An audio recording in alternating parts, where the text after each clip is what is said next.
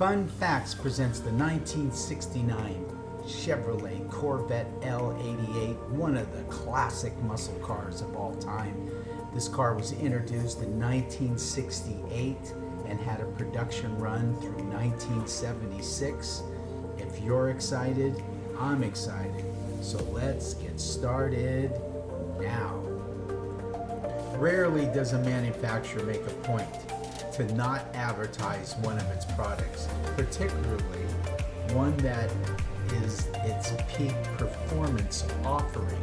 The exception to the rule was this 1969 Chevrolet Corvette Stingray L88, and the intentionally low profile when new is part of what makes this car so valuable today.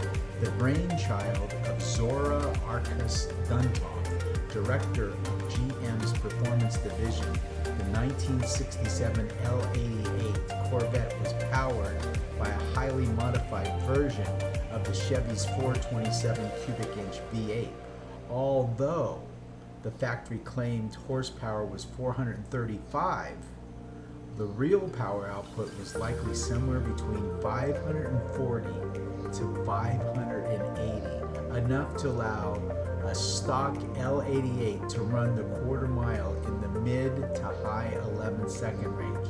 The L88 could be ordered only with certain options such as performance suspension, posi-traction differential, and upgraded brakes, while other features such as a radio and AC were not available.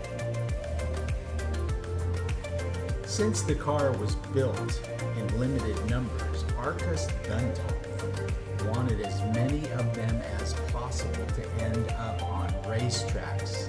As such, GM tried to discourage individuals from buying the L88. The car's extremely conservative power rating was a ploy designed to turn off the casual consumer, instead focusing on racing teams. The L88 stayed in production until 1969 with a total of 216 produced. Okay, well, let's see if this is a fun fact that will stand the test of time. And that is, in 1969, Chevrolet introduced the ZL1.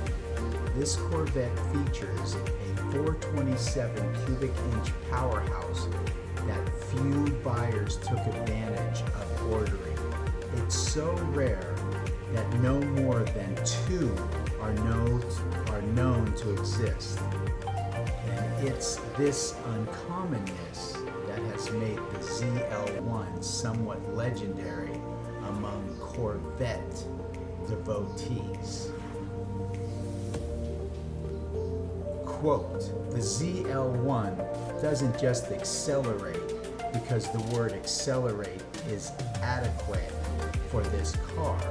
It tears its way through the air and across the black pavement like all the modern big-inch racing machines you have ever seen.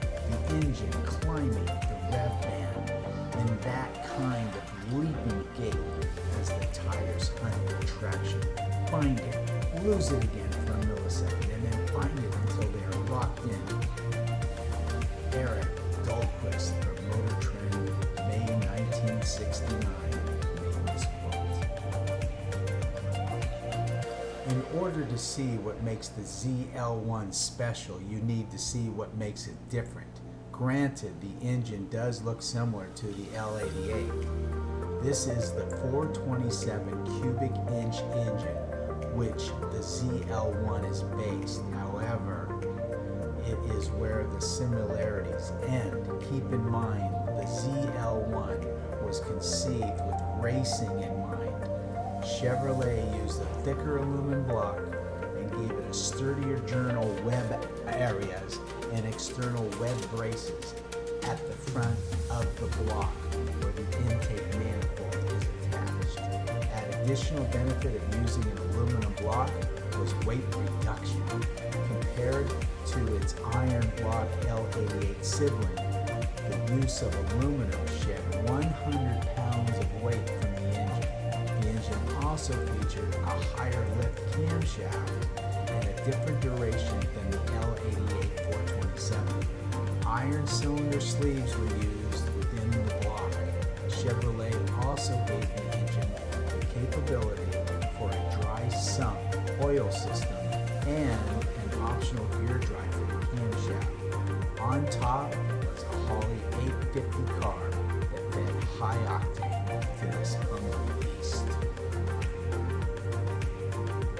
Well, if you found yourself this far into the video, we'd like to thank you for taking the time out of your day to watch the video.